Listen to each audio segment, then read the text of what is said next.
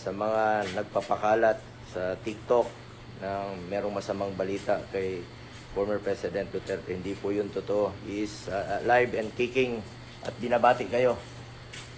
Mga kababayan ko, kumusta kayong lahat? Ako po yung matanda na. At hindi natin maiwasan yung balita na ngayon nagkasakit. Wala naman akong sakit. At feeling ko, hindi naman ako mamatay ngayon kagad. Nandito ako sa bahay.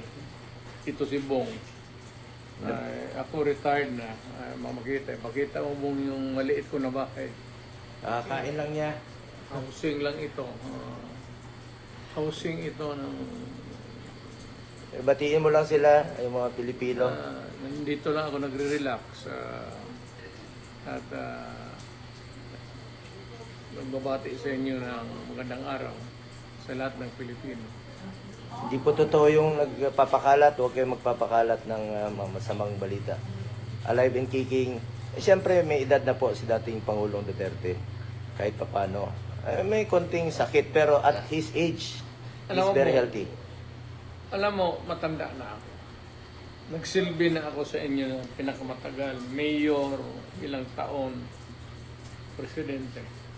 Huwag kayong magtaka kung mamamatay ako.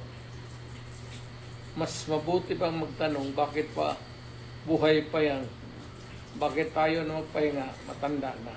Yun pa ang tanong. Pero kung sabi mo, balitaan ninyo, may chismis, mamatay ako. Lahat tayo, ikaw, ako, lahat ng kaharap ko sa mundong ito, mamamatay tayo. Hindi ako exception.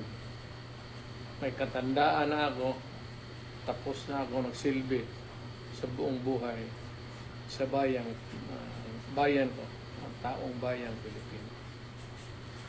Salamat po sa tulong ninyo at inyong pagbigay ng pangpalakas ng loob sa yung kanang paraon. Kaya kung nakaya na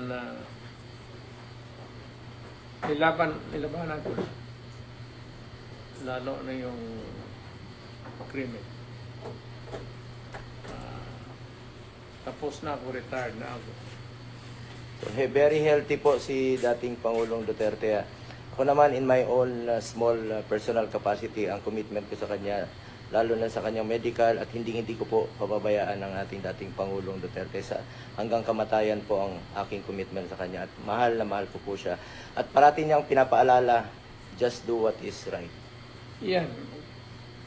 Magtanong kayo ng anong pinaka-advice ko para sa iyo at para sa mga anak at apo ninyo. Isa lang.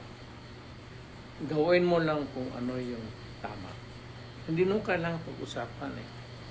Alam mo dito, pati dito, kung ano ang tama po. Gawin mo lang yung tama. So, sa mga nagpapakalat, let's pray for former President Duterte. Okay po siya, oh. Mayor, kamao.